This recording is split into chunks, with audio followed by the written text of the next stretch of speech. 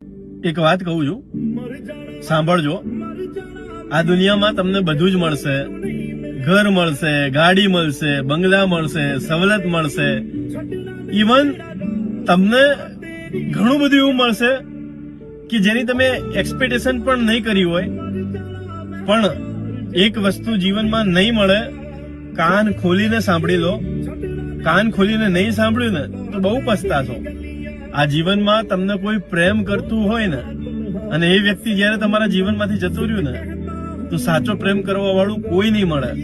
દર ભટકશો, અડધી રાતે ઉભા થઈને રોશો, દરેક જગ્યાએ માથા પછાડશો અને હાથ જોડીને કગરશો ને છતાં એ વ્યક્તિ પાછું નહીં મળે.